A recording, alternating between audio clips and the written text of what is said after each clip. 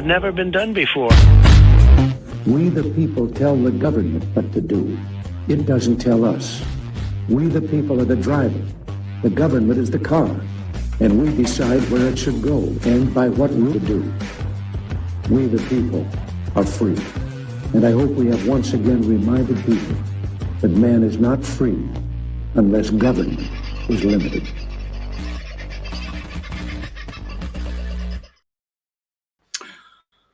Oh, there we go. I better remove that thing so you can't see my head. Well, can see my head. There you go. That's pretty weird. Why isn't it putting me up in the big screen? I'm very confused. There you go. Hit the right button. Amazing what can happen. I must have water in my system. What can I say, folks? How have you been? I did give this a go a couple of times over the weekend. It's unfortunate that technology wasn't quite up to it. In fact, not even Starlink was up to it there at one stage. First of all good here. For those of you that are concerned or have been sending messages and emails and texts and phone calls and everything else, thank you very much for your thoughts, prayers and caring. Everything survived here. A bit dirtier, a bit wetter, a bit soggier around the edges, but we're here. And I'll show you a bit of it. How do we explain cyclones for people who aren't really up with cyclones? So cyclones, the wind is only one part of a cyclone, and the wind for this cyclone was never going to be terribly bad, although if you're living in a gum tree area, as you will see shortly, it does have its perils. The big issue with this cyclone was rain, particularly in the southern quadrant, which is coming up over northern New South Wales and into the northern rivers, and then up into Queensland and then out west from there. In fact, wind speeds of 100 kilometres an hour plus were recorded at Toowoomba when this thing breached coming over the coast.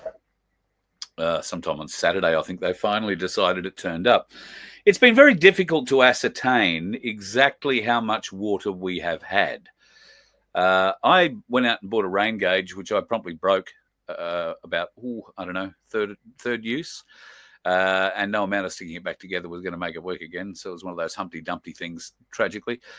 So I've set up a different water gauge. And in this case, I think it's probably been much more effective. I'll show that to you tomorrow, not tonight. You'll get an idea of where I'm going with it from tonight. What I'm going to show you now is some rain totals that these are historical totals, and they're in centimetres. So this is our area on the Gold Coast for Saturday. Now, we were expecting 15.2 centimetres of rain on Saturday. On Sunday, we were expecting 15.6. Can I tell you, we got all of it and then some. Every drop. Now, it had been raining prior to Saturday, of course. Friday was pretty wet as well.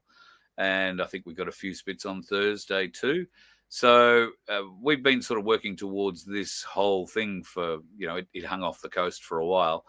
And everybody was celebrating, oh, we sort of got away. And look, the coast didn't get away. The beaches are scarped back to the roads. There are cliffs now on the edge of the road, as you would expect. It's nothing unusual. That can happen to Surfers Paradise beaches when there's a Category 5 cyclone or a Category 4 cyclone up, Ingham, Townsville, Cairns way. We get those big waves all the way down the coast, and they do make a hell of a mess. What's unusual for this cyclone is that it's scarped an area much further south than it normally does, and it has taken massive amounts of sand from the Sunshine Coast down to Coffs Harbour. Now, I heard some fool say today that that's about an area of 500 kilometres. It's not. It's an area closer to 800 kilometres, a bit over 700, in fact. So that is a hell of a lot of coastline. The people at Byron are not knowing what to look at anymore now that the southern, or I beg your pardon, the most eastern point of Australia may well have shrunk a bit. It's come a bit closer. So, yes, the beaches have been scarped, and there are areas that are copping major flooding at the moment. Now, thoughts go out to those people. It must be said that this is not unusual. The Nerang River around the Gold Coast, the Coomera River, the Albert River, all in flood at the moment. I think Beenleigh is going under in the usual paces. A lot of you might know the Yathala Pie Shop. I suspect that that'll be up to, well, maybe the windows, possibly the roof. Depends on how much water is actually coming down the Albert River and the Logan River. Now, there is a huge amount of water coming down, and I will begin to start showing you some of that. This is a little bit of a walk around of the property. This is just up the top of me. Now, we'd already cut that branch away, but it had come off a tree and blocked the road. And I'll just skip and try and give you a bit of an idea of some of the things, other things. That's I think that's a different tree, or might even be a same tree, different look. It's taking a little while for all these to upload tonight. That's another branch. Now, not terribly exciting, I've got to admit. They're reasonable sized branches. You wouldn't want one to hit you if you happen to be walking along, but if that was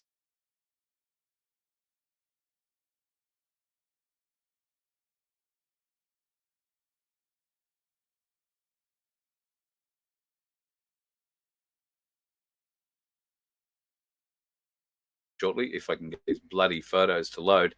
The problem I have, obviously, is internet connection is very, very poor at the moment. I've got some videos I want to play you, but I'm not sure that they will play. We'll just have to wait and see.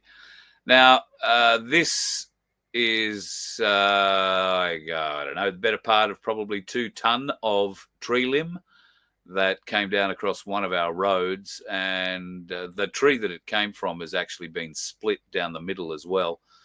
We're going to have to remove that tree at some stage, but for the moment, that's been cut up and moved a little bit so access to that road can be gained. Did I tell you that we had a few forlorn-looking animals? I've never seen a soggy alpaca before. Lawrence was not happy, can I tell you? And they had a shelter, so I really don't understand what he was going on about. Solar is always a great thing to have on your off-grid property, except when it's around gum trees, and that's one of the owners here who has unfortunately had not one, but a couple of branches go through that solar array. Not all the panels are damaged. In fact, only about 4 of the panels on there are damaged. There has been a little bit of structural damage done to it, but by and large, if it's only the panel damage, I think, 3, maybe 4, and that will work as a repaired version in the near future, I have no doubt. It's not putting out much power at the moment, but from what I understand, it's not actually sending power out to anybody at the moment. The people who have that or own that have it at a different place. This is just one of the creeks that we have on the property. You'll see this creek in a video that I'll try and play you shortly. I sort of drive past it. You'll get an idea of the volume of water that was coming down it. The stills pictures really don't tell the story.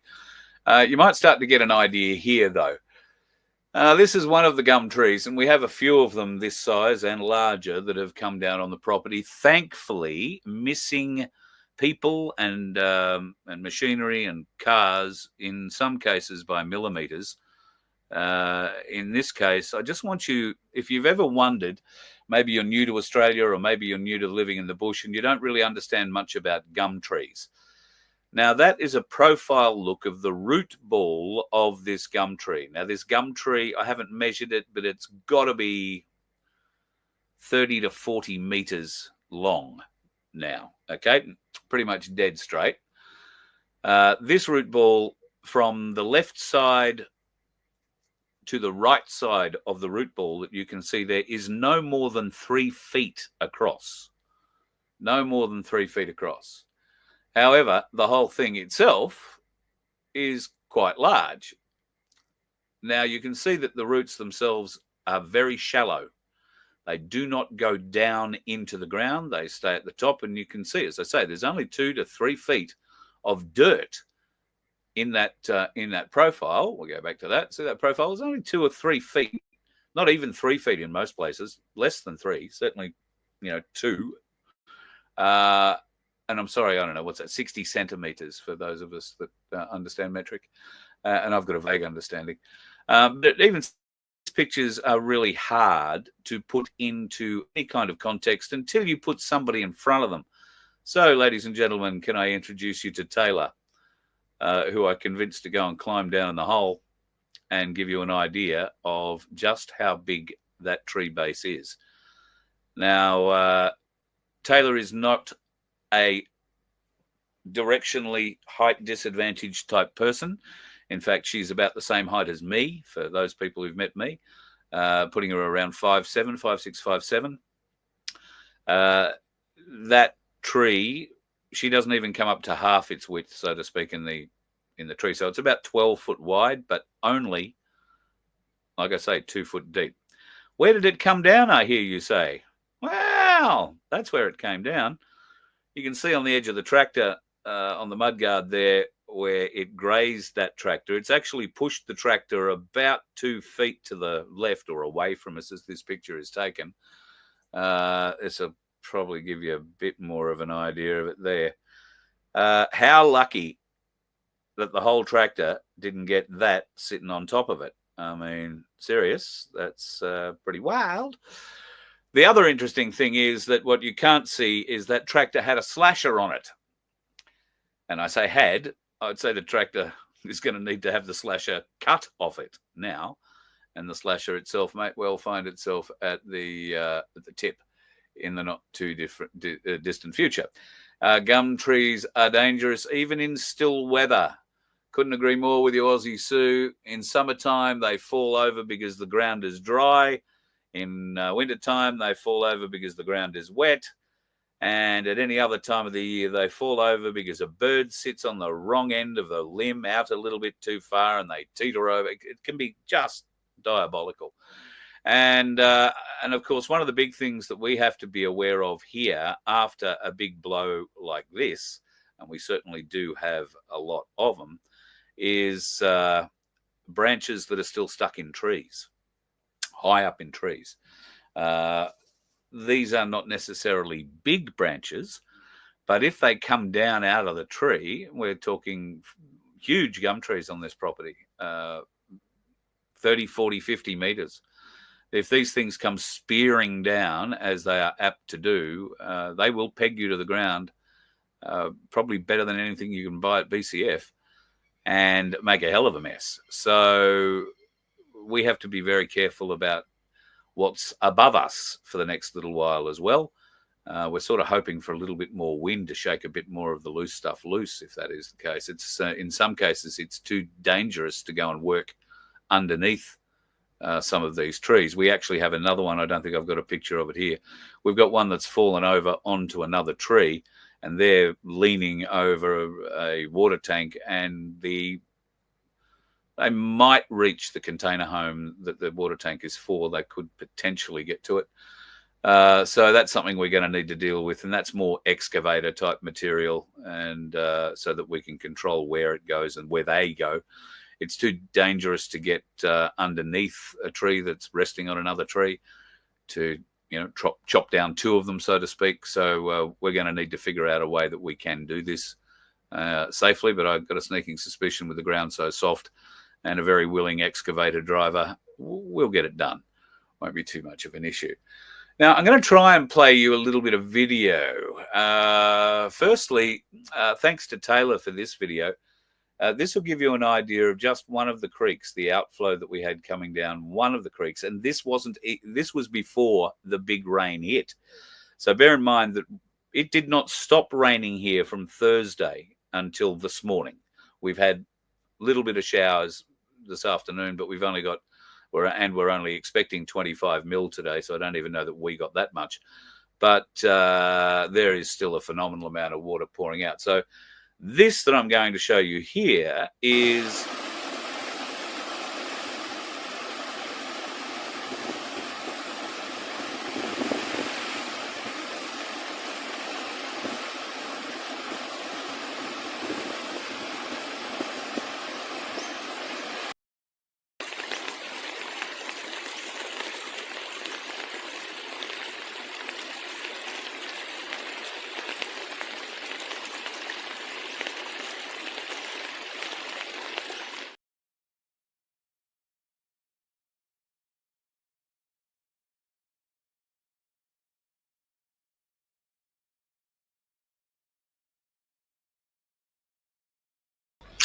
kicked me out again, bastard of a thing. Let's see whether or not it'll kick me out again. That wasn't quite the overflow one I was hoping to play you, but there is another one. This one.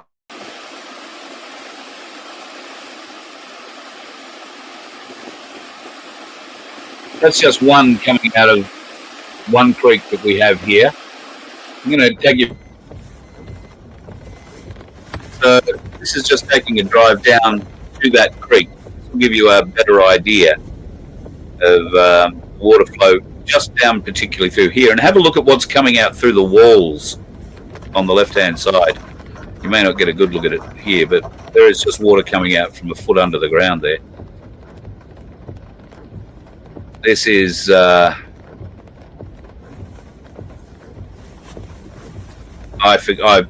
couldn't begin to imagine how much water is flowing out of there, but you'll get a bit of a look here as I cross over the bridge. Maybe you won't. But yeah, what's coming up the left.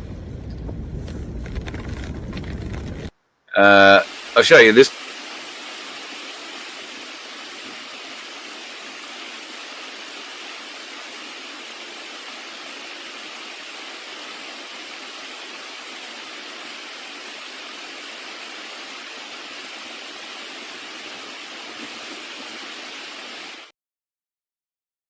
Mine, God made me click over onto the chat and see yours right there and then.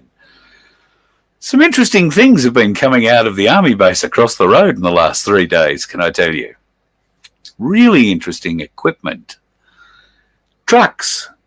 Now, I can't say that I'm au fait with every military vehicle that we may own in our defence forces. However, I recognise low trucks, like tunnel trucks, instantly, because there are no other reasons to have a tunnel truck unless you have a tunnel.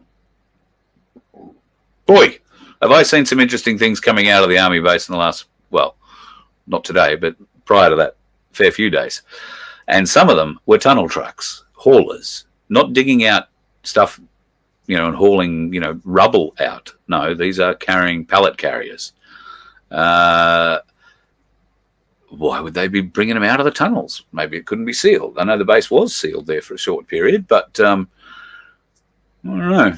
There's some weird shit going on. Watch the water, as they say. And while we do hear strange booms here, it's not unusual to hear strange booms when you're living across the road from an active firing range for the Australian Defence Forces. However, you can tell the difference between one that's coming from above ground and onto the ground and versus one that's coming from below ground. And interestingly, there was another below ground earthquake recently in Townsville. This one exactly 10 kilometres deep, exactly under the mountain, as it turns out, I think, which is surprisingly really close to the military base. Now, that was quite a shock for those people in Townsville who did certainly feel it. It was a 6 point something, I want to say, or maybe I'm over exaggerating. Maybe it was a 4 point something. However, it was enough. It was a 4.7, I want to say. It was enough to wake the residents pretty roundly, and it was certainly sounded like a boom. Now, admittedly, earthquakes come with booms. The sound of the earth ripping apart can probably be a bit loud. I haven't been near one, but I'm assuming a boom might be incorporated into that, especially with the initial breakage, so to speak. But after that, I don't know. And the tremors, see, earthquake tremors come in sort of waves and literal waves. You can see the ground moving like a wave. Townsville didn't see the wave. They just felt the tremors. So that indicates something very low. And I should have talked about it a little bit earlier, because it did happen a couple of weeks ago, I think. Controlled blast. I think you're right, Agate. I think you're right, 100%. Lots of shaking from below. Yeah, there you go. There is a bit going on up there, I think. Prepping the tunnels for the rich. Well, let's not get carried away with our good selves. International Women's... are we done with the water? Let me show you Stone's Corner. This is a Brisbane suburb, so I should give you a parallel. All of that water that you see coming here through this property goes through this property, right? It gets off this property, it gets down into a creek system, which winds its way down into a river system, which winds its way down into the Gold Coast. Other systems wind their way into the Brisbane River system, and unfortunately, if you happen to be living around Stones Corner at the moment, you're getting a bit wet. Once again, not completely unexpected. The Brisbane River has been known to flood. Of course, it has been known to flood in many ways because of the incompetence of the people who run it. And more particularly the incompetence of the people in control of the dam and how much water they let out of the dam pre an event like this. Now, these people are always going to be criticised. They are always going to be accused of having done the wrong thing, made the wrong decision. I wouldn't like to be in their shoes. However, somebody has to take responsibility, and if the outflow from the dams is in part responsible for the flooding of Brisbane, well, I don't know. I don't know how badly Brisbane is flooded because I haven't seen any news, and I don't really watch mainstream media, because the last time I did see it was, it might have been Friday morning. I turned on Sunrise just to see what happened, and I saw a bedraggled-looking, whoever the bloke is that hosts it, that they used to call him the human windscreen wiper. He was a runner. Matt Shervington. You can look up the human windscreen wiper. You'll understand why. He tested a new running suit. I saw him standing there at Burleigh Beach looking like he'd been dragged backwards through a boxthorn hedge, but they were talking it up so bad. They were standing beside any bent-over tree, fallen-over tree, broken paling they could find. They were ramping up the fear like no tomorrow. Now, yes, not good to be standing on the beach. There are some very big waves pounding into those beaches. In fact, I saw quotes today of 3- and 4-story high waves hitting Surfers Paradise Beach. I don't know how true that was. I didn't see the film. And if you did see the film, it was probably taken from a high-rise 500 feet above it. Pretty hard to judge how big anything is. But they were certainly very big waves. And in some places, there's a 7 to 9 metre gap between where the water now is and where the road is for you to park before you can get to the water. And the water is right at the road's edge. And that is in part what a lot of people are worried about. The coast won't come back. Look, this happens a lot. The sand hasn't gone very far. It's only gone about 600 or 700 metres out off the beach. And the waves will bring it back in. It just takes a little while. You'll be surprised how fast it happens, but it does take a little while.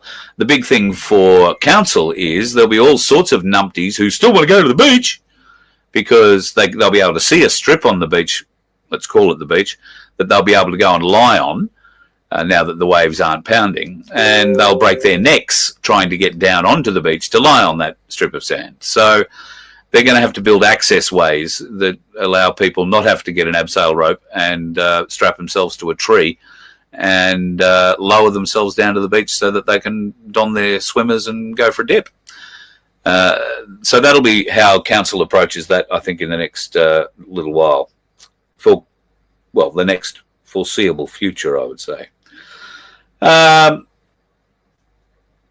want you, we talked about this when we last spoke, I think, but I've made a little edit for you, so I want you to remember this. I think the people in the Oval Office are listening to a subjurisdictional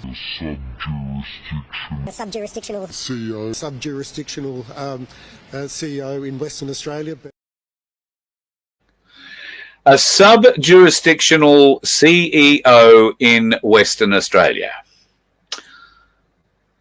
Now, have you ever heard of such a term being used by a premier? Let's call him what he is. He is a premier. A sub-jurisdictional CEO. I mean, seriously, I'm a bit confused. So I was so confused that I decided I would pop off and go and find out what that actually means. And what it actually means is something a little weird, can I say. An administrative unit of a national jurisdiction is what sub-jurisdiction means. I understand that. So he's a judicial CEO. I looked that up. It didn't seem to matter much, but you might want to take a look at applicable jurisdiction. Applicable jurisdiction means the jurisdiction or jurisdictions under which the borrower is organised, domiciled or resident, or from which any of its business activities are conducted, or in which any of its properties are located, and which has jurisdiction over the subject matter being addressed. The base jurisdiction means the member jurisdiction selected in accordance with the plan to which an applicant applies for apportioned registration under the plan, or the member jurisdiction that issues apportioned registration to a registrant under the plan. What would that plan be? It would be a contract, wouldn't it? And if you are a sub-jurisdictional CEO, it means that you are subordinate to whoever you signed that contract with. Just saying. So, what jurisdictions? Particularly eligible jurisdictions? Well, Australia, Canada, Cayman Islands, Germany, Ireland, Luxembourg, New Zealand, Sweden, Switzerland, the Netherlands, the UK, and the United States. A pertinent jurisdiction in relation to a company means, well, we're not going into that then. Universal of the Uniform Commercial Code jurisdiction. I think many of you will be aware of how that works. And original jurisdiction. So, where, oh where, does that leave this bloke? I think the people in the Oval Office are listening to a sub-jurisdictional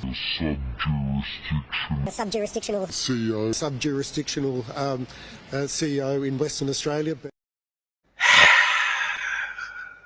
See, if he's a sub-jurisdictional CEO in Western Australia, wouldn't that be the same in South Australia, in Victoria, in New South Wales, Queensland, Tasmania? WA and the ACT might be a little bit different because they are really laws unto themselves. Although, speaking of law in the Northern Territory, it seems that they have dismissed their head of the police, their police commissioner, because he was incompetent and corruptible or something along those lines, it's alleged. There was quite a lot of information given to the Crime Commission that investigated this particular senior officer, and they have now appointed his deputy to be the stand-in until they appoint a new commissioner. Problem is, the Northern Territory Police Union has come out against the bloke they've stood up for commissioner as well. So there are some interesting things going down in the NT at the moment. And in the ACT with the Australian Federal Police, well, my Lord, I don't know what I've done with the video today, but I will find it. The AFP have finally admitted in estimates,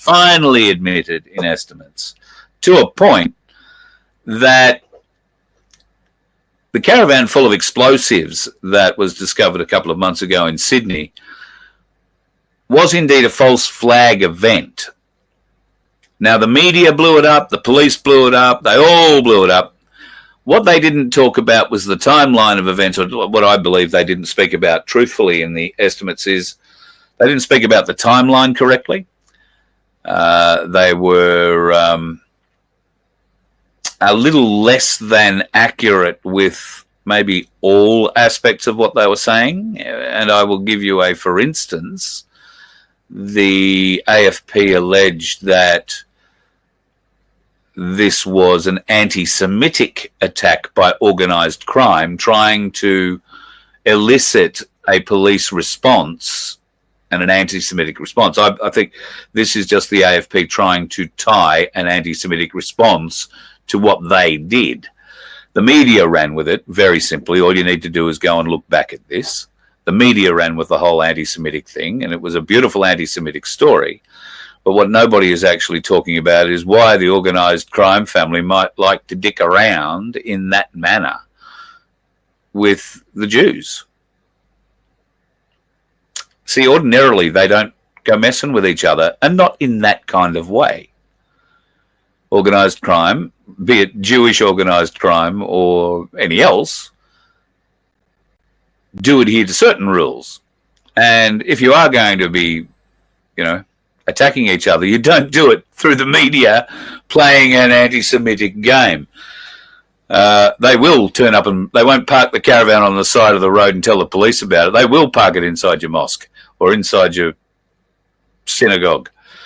And it's clear that they didn't, nor did they have the ability to. As the AFP admitted, there were no detonators. There was never an issue that this caravan filled with explosives was actually going to explode.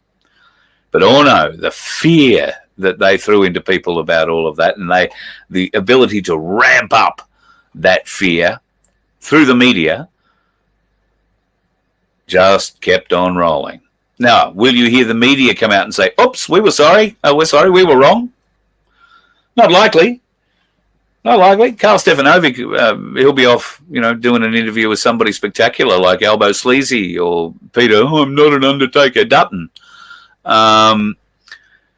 Interesting to see the way that those two interviews were done on 60 Minutes. 60 Minutes was a suck job, love job on Albo. And look, the only thing they forgot was to put the bolt through Dutton's neck to make him look even more like Frankenstein. Or if they took his glasses off, I suppose he could just be Voldemort. At any rate, it is filth, and they are filth, and we, sadly, don't seem to have a great deal of choice about how to get rid of them. Although there are those out there who keep saying, yes, we do, yes, we do, yes, we do. What we can do is go and vote for the Australia First Alliance, or we can go and put all our votes behind Rennick or Pauline or any of the other supposedly independent candidates and parties. Look, if you trust enough that they are actually going to, play that game, and you really do think that we can get enough people over the line, I'm very happy to support you if you want to stand up, and if you want a platform, I'm very happy to share mine if that's what you want to do. Will I get out and vote? I don't know. I've lost all faith in the system completely, and I prefer to pay the fine or not pay it, as the case is. I don't pay it for a very long time, put it that way, until I'm absolutely hemmed in, and I don't have time to fight it any other way. But it doesn't matter. They actually fined me for voting in the last election, and I actually think last election? I don't know, a couple of elections ago. I might have actually turned up to get my name ticked off on that one, and they still fined me for not voting. Made me think they were looking over my shoulder, because out of the two dicks that I could have voted for, I must have drawn a third one. That's all I can say. Be aware of these pricks, people. They are stealing everything, and they have been doing it for a long, long time. And Donald Trump has been aware of that for a long, long time. You might remember that he had the great pleasure of dealing with one of our greatest fools ever to sit under the name Prime Minister in this country, Malcolm Turdbull. And Turdbull, of course, and Trump, notorious for not having much of a relationship. This came out on Truth Social today from Donald Trump. Malcolm Turnbull, the former Prime Minister of Australia, who was always leading that wonderful country from behind, never understood what was going on in China, nor did he have the capacity to do so, Trump wrote. I always thought he was a weak and ineffective leader, and obviously Australians agreed with me. Absolutely. What did Turnbull say in reply? Nothing of any consequence.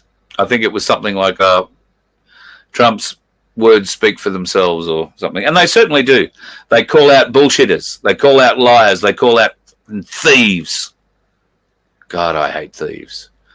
And I suspect that at one, not just one, I suspect many of our former prime ministers, ministers, and certain other leech-like hangers-on have been able to ingratiate themselves with a great deal of cash and other things. So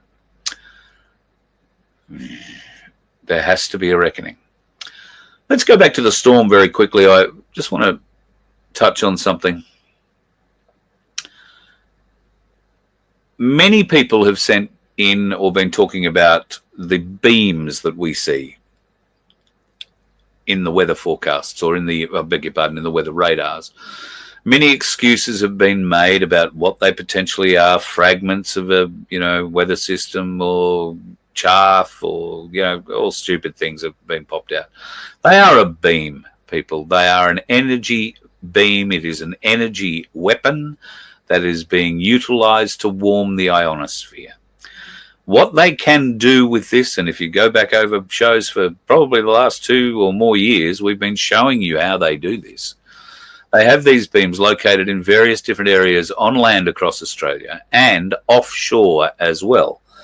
Now, some may also be located on the islands that are offshore of Australia, including things like Norfolk and the Cook Islands and those sorts of things. So we don't know. I haven't been there, and these places are a long way away. They don't, I suppose I could go to Norfolk if somebody wants to shout me the trip, but I'd be very happy to go and check out the weather station there, but I've done so with Google Earth, and while that picture might be a bit outdated, they don't look like they've got a HARP facility there. However, they do have a nice restocking wharf if required. Just saying. So what do they do with these beams? Well, they bounce the storms around, they heat them up, cool them down, heat them up, cool them down, bounce them from one side to the other, and eventually bubble them up into something truly amazing and massive. Then they can use those same beams to hold weather patterns in position. And what we've been seeing with ex-tropical cyclone Alfred, and while it was a tropical cyclone, was it being controlled and modified. Right now, the control seems to be happening out of the Moree area. Well, it's not right now. This was earlier today. But you can see that the clouds do not cross that beam.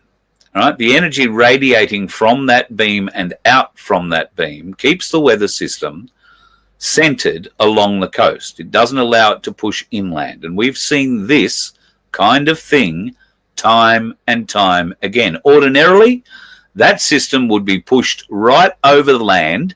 It would lose access to large amounts of water and therefore would destabilize, collapse, and be over and done with in a day or so. What they've done using this beam is hold that weather system in position and dump phenomenal amounts of water. Now, we have had, without getting out and showing it to you right now because I haven't filmed it yet, we have had over 1 metre of water on this property, and we think we got away lightly. There are areas further south of us that have copped more than that, and I suspect probably some areas on Mount Tamborine and the other side of Tamborine that have copped a great deal, or similar, if not more as well. There are areas out towards Jimboomba that have copped, 800 mils over 4 days. This is probably huge numbers to anybody south of Queensland, but believe it or not, the land up here generally gets rid of it pretty quick, and certainly here we'll get rid of it very, very quick. And all we need is the sun to come out, and then it'll make it bloody hot and bloody humid instead of bloody wet, bloody windy, and bloody cold. So, boy, we've got a lot to look forward to.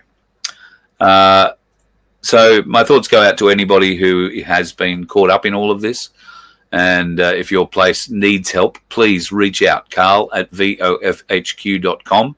And if you're in the southeast Queensland area and we can get to you, you need help removing trees from your kitchen window or whatever, very happy to come and help.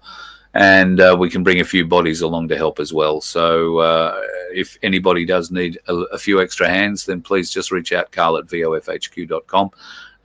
We've pretty much got what's going on this property sorted. I don't think that big tree on the tractor is going very far. Not going to do too much more damage where it is. So, and that tractor hasn't moved in a while anyway. It'll be interesting to see if the boys can get it going for a variety of reasons. There's no revenue in free water. Yeah, you're right about that. I've been watching an interesting plumbing process here with the way tanks get refilled. And I've got to say, I would have nearly bet money that it wasn't going to work. And I don't think it would work terribly well unless you had this sort of volume of rain. I haven't been down to check it, but I think I told you the other day that we had to get 13,000 litres of water into a tank here. That was a full truckload of water, and it filled it to a little bit over halfway. I suspect, and I would want to be hoping, that that tank will now be full, given the phenomenal rain that we have had over the last 3 days. I'm going to go down and check that tomorrow, and if it's not full to overflowing, I'm going to want to know why, because it certainly had thousands upon thousands of litres of water travelled into the system that should have filled it. So we shall see. Ange, what's going on here? Controlled. Oh, yes, the technology. A lot of people have been talking about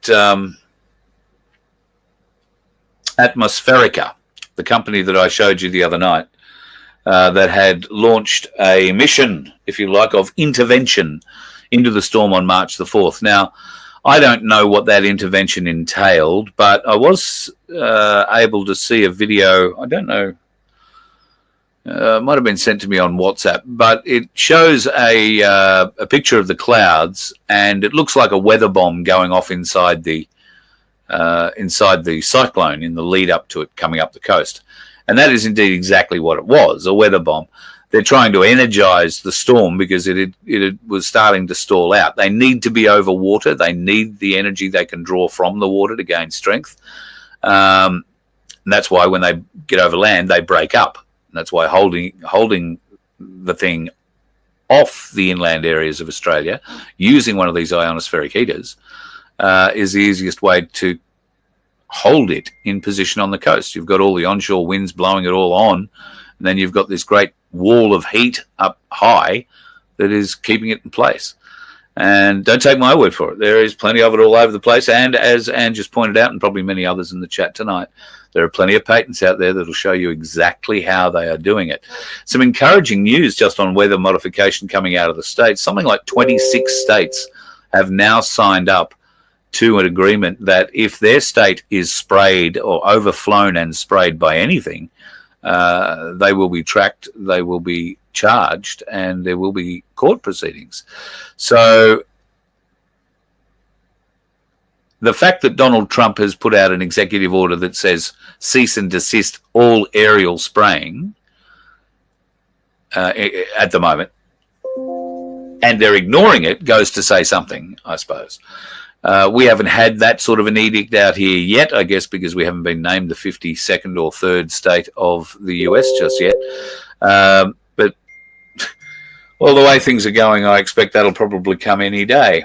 Is Donald Trump the savior of all things for the world? That is a very interesting question. Have a look at this. We can show this is a unique trophy.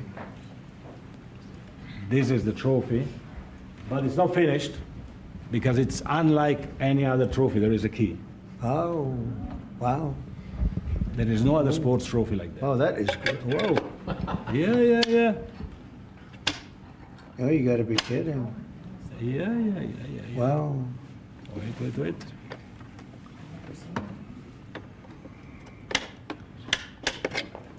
That's one I don't see. And that's the trophy. That is something, huh? You think he's a World Cup fan? Made out of solid gold, apparently. Now there are a great many conspiracy theorists saying that that's the world's gold, all been mined and melted down and put into a World Cup trophy, and that's being presented to Trump. Well, there are certain conspiracy theorists that even I can't agree with.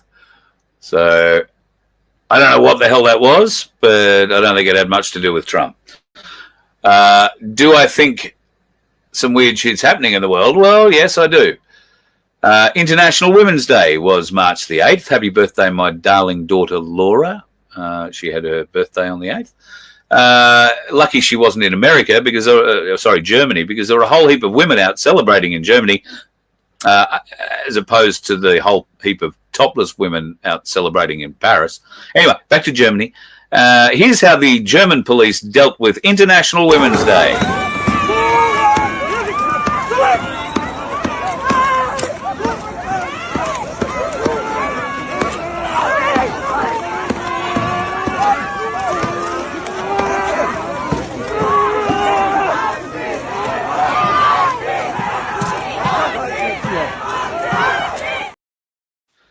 I heard from a friend of mine in, well, he lives just outside of Munich.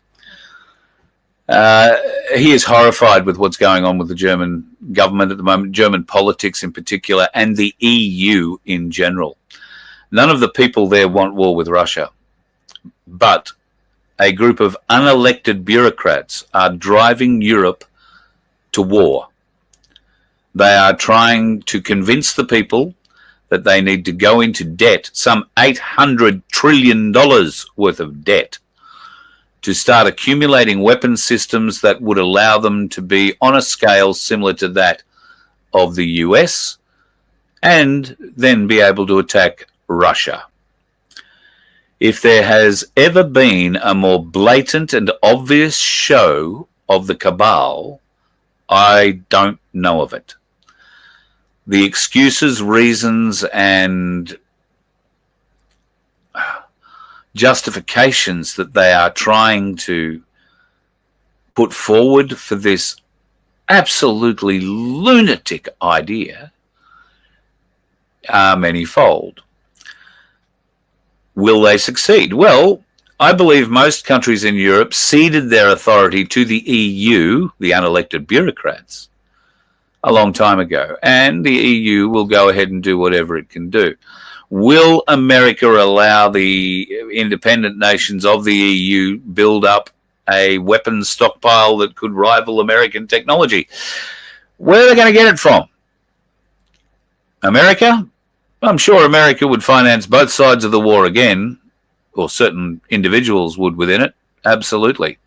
And that is what this is about, keeping the military industrial complex funded, because Trump's Doge agency is fairly rapidly finding all that money, all that black money that's being sent out through dark ways and winding up in strange bank accounts and then being filtered back into many people's pockets, including some of those who gave out the money in the first place. We need this so badly in Australia as well. But do I trust that all things with Trump are, well, to use a Jewish term, kosher? No, I don't. I do not. The first arrest might surprise you. Or was it the first arrest will shock you? I'm not completely convinced the first arrest won't be Donald Trump. So just give me a minute. If that were to be the case, if Donald Trump were arrested, J.D. Vance would step up. There has never been a more dedicated war hawk than J.D. Vance. And up until maybe 2 years ago, he was dedicated, dead set against Donald Trump. What happened to get him elected as VP? I don't know how he got that seat. But is he, as they say, just one heartbeat away from the presidency? And we still haven't seen the Epstein files. Kash Patel is pretty quiet about it, also to his Pam Bondi. I know they're going through court proceedings about it, but it's all a bit quiet. The sting is lost from the tail. It could be regained. We'll wait and see.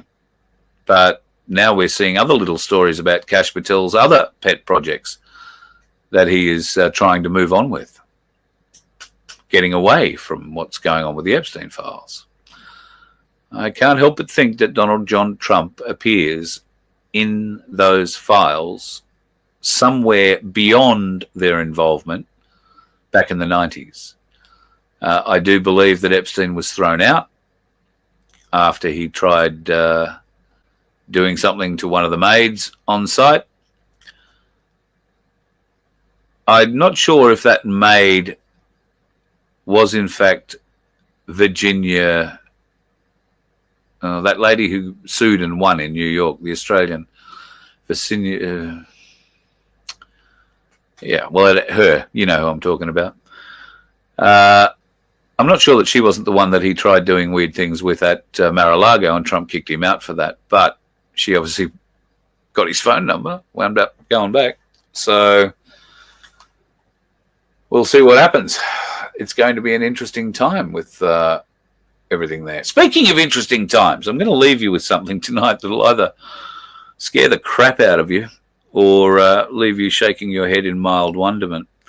Some of you, I suspect, are of a similar age, and you will remember a time when the first ear-piercing guns came out. Ladies particularly will remember this as a very exciting time, because no longer did you have to be subjected to sitting down in your nana's kitchen with an ice block held on each side of your ear while one of your great aunties took out a darning needle and started poking it through your ear hole, trying to give you beautiful earrings. Instead, for about $9, I think it was, you could go down to the chemist. They had this little gun. They put your earlobe in there and clack, bang, and sent you home with an ear infection and a little bar that went through it with a ball or a ring. It was lovely. That was how easy it was to get your ears pierced. You know, little girls could be taken in by their mother. Never forget that day. 7 months old. Anyway, got me thinking. There's a new form of ear piercing. You might remember that back in the day, all you had to do was go to a chemist. And not every chemist could do it. Oh, no, they had to be trained on how to put your earlobe in there and how to sterilize the needle thingy and put the gun together. It was a little plastic, almost looked like it was held together with a rubber band.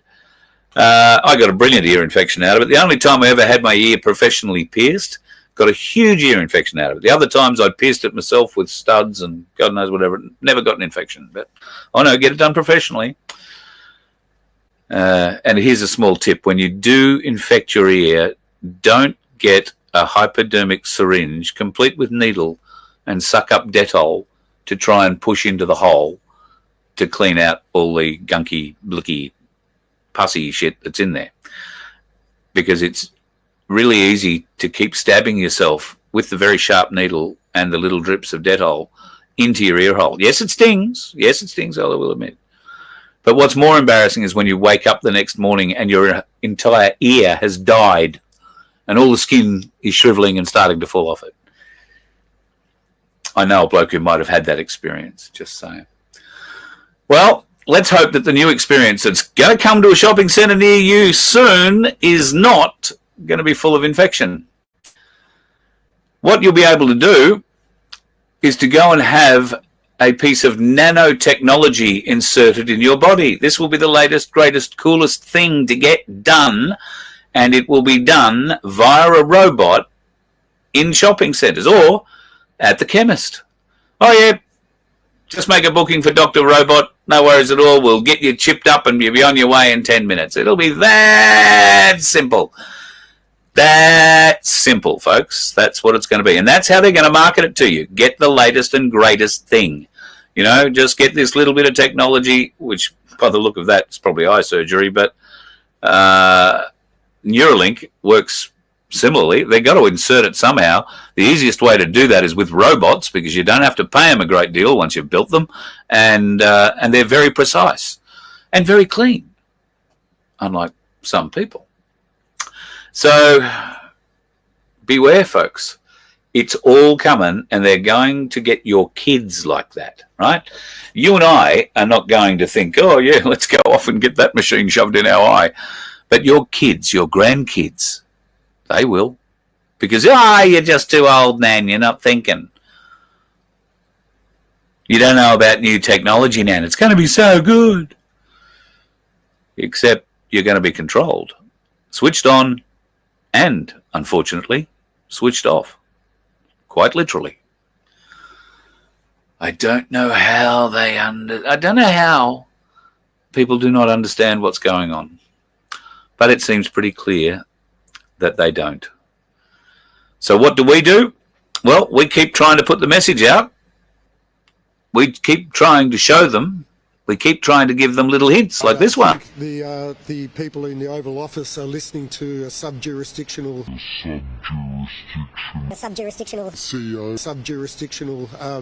CEO in Western Australia. And then we have to pay the bills like this. Are you passionate about supporting independent media and social events? Voice of Freedom is dedicated to bringing you the latest happenings and things that matter. But we can't do it without your help. By donating, sponsoring, or becoming a member, you're not just supporting our mission. You're joining a community that values transparency and engagement. Your contributions allow us to continue producing high-quality content that informs and inspires. Visit VOFHQ.com to make a donation or explore sponsorship or membership opportunities. You can even donate using crypto. Together, we can amplify voices that deserve to be heard as we continue to create a vibrant platform for social change. Go to VOFHQ.com, help us to help you by joining us and making a difference today. Yay! That's Vince's ad. I won't get my ass kicked now, so I have played it. But if you can help, folks, we would greatly appreciate it. Got a sneaking suspicion we'll be moving on from here shortly, and hopefully we will be going to much greener pastures, so to speak, at the Donkey Sanctuary, because we want to help build a new float for the donkeys, for the rescuing thereof. Now, I've had a great offer from somebody in Victoria, in Cooey Rup in Victoria, who has a welder that they would like to donate to our cause. Now, it's a stick welder. Not sure that Taylor's got a lot of stick welding experience. She's more a MIG and TIG girl. That'll mean something to some of you. And, well, no, but we're figuring out. But if you happen to be in Victoria and are coming up toward Queensland for whatever reason, and we'd have to figure out, Cooey Rup is an interesting part of the world, but that's where the welder is. Beautiful part of the world if you've never been to Cooey Rup. But we'd have to get it from Cooey Rup to Queensland if it were coming up. So if you know anybody who's coming up, might have a little room left on a trailer somewhere, or in a boot, then reach out, Carl at vofhq.com, and we could do with the help. If you would like to come and join us as a member, we would love to have you. You can do that at vofhq.com, big membership sign there. Or if you'd just like to fling us $1 or $2, you can donate at that address as well, vofhq.com. Now, Vince, myself, and Taylor have been putting together some ideas for T-shirts, and Vince has been working in the background on a new site. So hopefully we are going to have a shirt / windsheeter / hat, maybe something else. But it'll only say the same thing, we think, at this stage. Depends on how many you want to buy, really. And it's very difficult for us, because we have no money, to go out and buy shitloads of sizes and get it all printed up and wait for you to say, yeah, I'd really like to buy that one. So we got to do it the other way around. We've got to wait for orders, and then we go and get a deal, and then we get them sent to you. But we've proven we can do it. These wind cheaters are proof we can do it. And bloody great wind cheaters they are too. So stick around. We should have some details on that shirt. Well, I've got a particular shirt in mind. And we'll turn it into a T-shirt, into a hoodie, into a bloody cap. We'll put it into a pair of undies if you want, okay? Be safe, folks. If you are in an area that's still associated with this cyclone and you're copping a lot of water, it'll only be a day or two.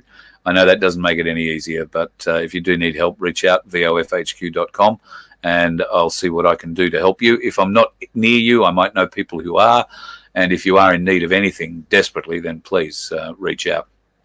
While you are out there, though, folks, be very careful on the roads.